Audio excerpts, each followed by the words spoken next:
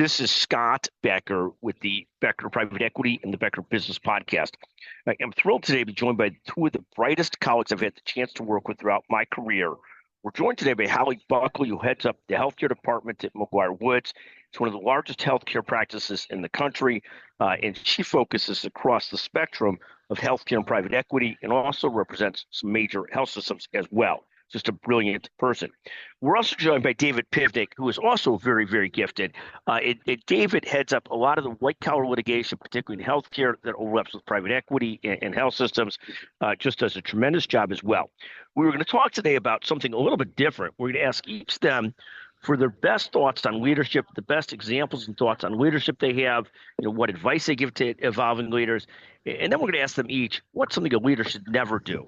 Holly, let me ask you to kick off, maybe take a second introducing yourself and lead into your best advice for emerging leaders.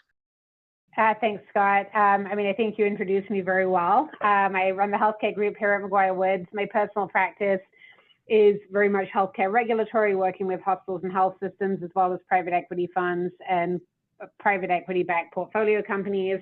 And I've been in this role as healthcare department chair for about 4 years now. I think the best advice I could give to emerging leaders is never underestimate the ability of your team members. I think the best results I get from people are when I assume that they have no ceiling and that they can achieve absolutely anything, and they will often amaze you with what they can achieve. Whereas if you artificially determine what you think someone's capable of, they will either hit that ceiling that you've set for them or maybe not even get that high. Whereas if you kind of assume they will soar, they likely will do so. Fascinating. I just absolutely love that don't set a ceiling either for yourself or for your people. Let them set that ceiling and figure that ceiling out. If you set a ceiling artificially low, you might sort of leave them, that's where they're going to be, as opposed to where they could have grown to and thrived to. I just think that's one of the great pieces of advice. I love that. And Holly, anything you've ever seen a leader do that they shouldn't do? Any advice you have, like, oh my God, I saw a leader do that. I don't like that. Oh, there are so many things, and I think none of them are really going to be a surprise. But I think belittling people, making people feel badly about things, micromanaging, there's so many kind of bad leadership traits. And I think for all of us in leadership roles, there's going to be times where we act in a way that isn't our optimal leader self. But I think working really hard to identify what those things may be and where our natural instincts may not be the best, and just trying to hold back from it. But there's so many things that leaders do that are not ideal. And I think just trying to be really self-aware is the best thing you can do to try and avoid that. Holly, I love that. And David, the best advice you would give to emerging leaders, and to also introduce yourself. Yeah, absolutely, Scott. Appreciate you having me on and the chance to chat with you and Holly both. I think your introduction was fair. I'm a partner and litigator in the commercial litigation group at McGuireWoods. Spend virtually all of my time on private equity and healthcare-related litigation, disputes, investigations, and things of that nature, with a heavy emphasis on defending government investigations and False Claims Act cases, again, both for private equity and healthcare clients. In terms of good advice for emerging leaders, and I think it's advice that works for more senior leaders or is applicable to more senior leaders as well, is to make sure that you have a plan and know what you're trying to do. And I think that both has to be an individual plan and a plan for the team, group, department, whatever it might be that you're responsible for leading, because ultimately having a plan, thinking through strategically what you're trying to accomplish, revisiting and checking in on that plan periodically to see how you're doing relative to goals and targets, and if those are being satisfied or if adjustments need to be made, I think is critical to then moving forward with executing on the plan. So I think it's important for leaders to sort of set the tone to understand what they in the group are trying to accomplish, and then drive performance towards actually accomplishing those goals. No, and I love that concept. So many times people just go without a plan and they don't know where they're going. There's an old Alice in Wonderland quote on that. If you don't have a plan as to where you're going, you're going to end up there, but you don't know where that's going to be. So it is what it is. And talk about advice for, I'm going to ask you two questions, really. The first question is advice for things a leader shouldn't do. And then second, totally unrelated, I'm going to ask you to ask Holly a question on leadership. And then I'm going to return the tables and ask Holly to ask you a question about leadership. So David, first, something a leader shouldn't do. And then a second, a question that you'd want to ask Holly about leadership. Yeah, in terms of something a leader should do, I think placing yourself above the team, and that could be both sort of an organizational hierarchy structure, making it clear, that you're reminding people. If you have to remind people repeatedly you're the leader, you're probably not a very good leader, not doing a very good job. And I think people not feeling that it is truly a team and a cohesive unit. I mean, people will ultimately recognize where value is generated and who leaders are based on titles and roles.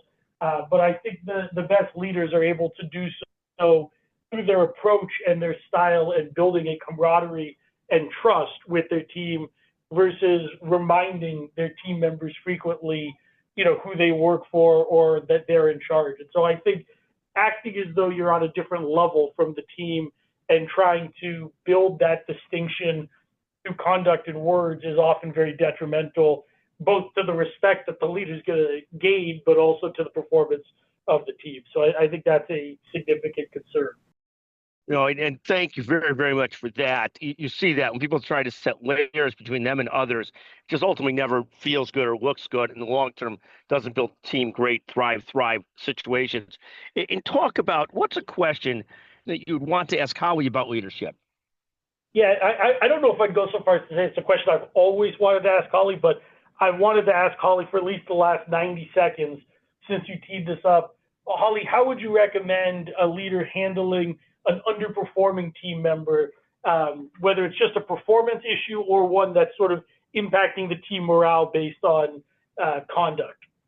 Thank you, David, for the question. I think that anytime you're dealing with an underperformer or someone who's temporarily underperforming, the most important thing is communication with that person. And this kind of goes to the bucket of feedback.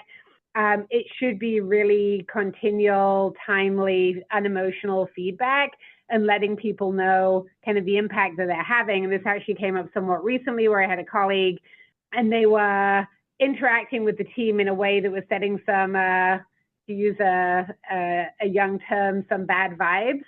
And I relayed this back to the colleague and just kind of said, you need to understand the impact you're having, and that just isn't the way that we operate here. That's not part of our culture. And here's how, we'd prefer that you conduct yourself. And that person, to their credit, kind of came back to me and said, I've thought about this and I've realized that you are right. And I was kind of bringing with me some things from a different place. And that's not who I am and not how I want to proceed. But if you're really honest with people and you give them really direct feedback, then you don't have to escalate things most of the time to a much more serious and dire point. And if you do have to go there, it's not a surprise for the person. So just not being afraid to have really direct, kind of somewhat immediate communication with people to deal with the situation. The more you bottle things up and procrastinate dealing with it, the more it becomes a bigger thing than it often needs to be, and a surprise to the person who's receiving that feedback. I think that's very helpful. Thank you. And Holly, I'll ask you to turn the tables as well. And thank you. What would you like to ask David, either that you've been dying to ask him the last 90 seconds to 4 to 5 minutes or for a longer time? And I know there's a lot to work with there in terms of questions of David, but really about leadership specifically. David, I'm curious as a valedictorian, what you specifically look for when you're evaluating talent. What are some of the kind of telltale signs to you that someone's going to be successful here at McGuireWoods as a member of your team or a member of the firm? What do you look for and how do you really assess that? Yeah, Holly, I appreciate that. That's a great question. When I'm interviewing or looking at resumes and meeting with candidates, two things about it. So first of all, I always sort of take it as a given.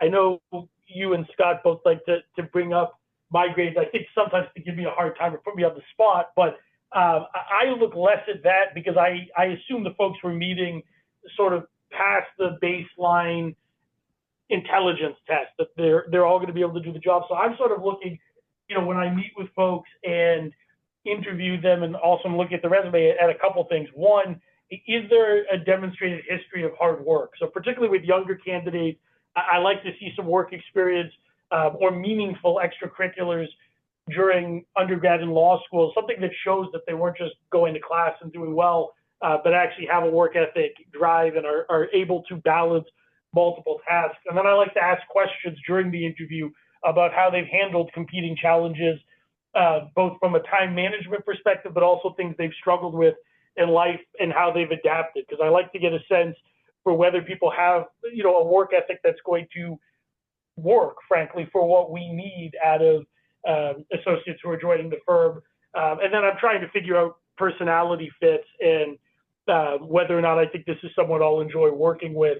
Because I think, again, I assume most of the people that are coming in to meet with us meet the baseline intelligence questions. So then trying to suss out as much as I can hard work, problem solving, and personality fit during the interview process becomes highly important to me. And I'm sure I've said this to both of you before, but I joke about it, but it's true. When I interviewed coming out of law school, my goal at every interview was to avoid talking substance as long as possible during that given interview. And it wasn't that I didn't want to answer hard questions. It was more that I figured a lot of people were going to make snap judgments based on grades and other things.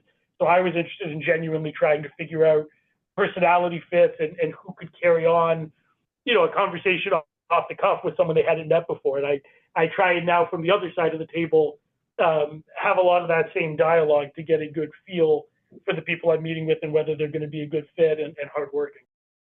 Thank you very much, David. One last question. If you interview somebody who's like an intellectual freak of nature, someone who's just incredibly gifted, the kind of person who starts college at 16 versus the normal track of 18 or 19 or so forth, how do you look at that person? How do you think about that person when you come across people that are just intellectually just in a different plane, that have shown that kind of level of achievement in early age, like one of these kids that goes to college 2 years early? How do you look at that? Well, the first thing I would think to myself is, are they British? And I think that would generally be a potential strike against. If there are really Midwest values, I think that helps.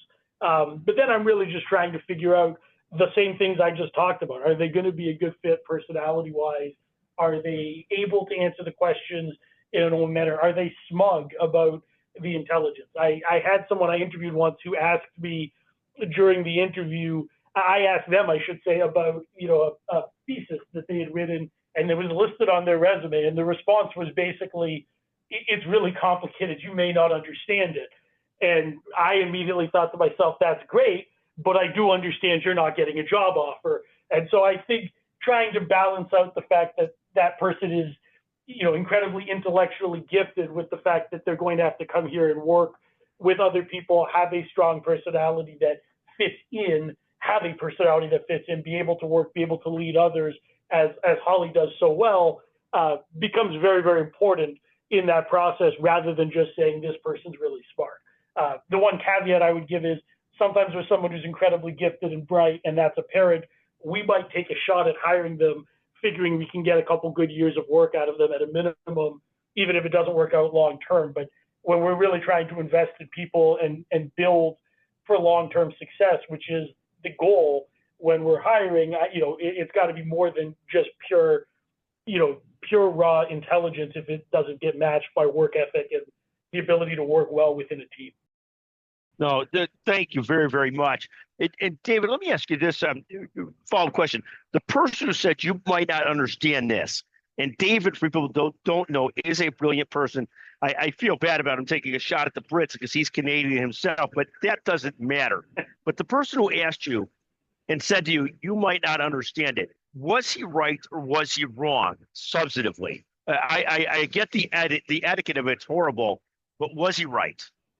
It's a valid question, and the problem is we'll never know the answer because he couldn't be bothered to explain the thesis to me, and so I'll never know if I would have comprehended what his brilliant mind established on, an undergraduate paper. But it is what it is in hindsight. I'm sure that person, I couldn't tell you their name, and I'm sure they're doing just fine wherever they are. But it wasn't a great approach to an interview. I bet that's absolutely right. Holly and David, two of the best people I get to work with, just the very best of the best. Thank you so much for joining us today on the Becker Private Equity and the Becker Business Podcast.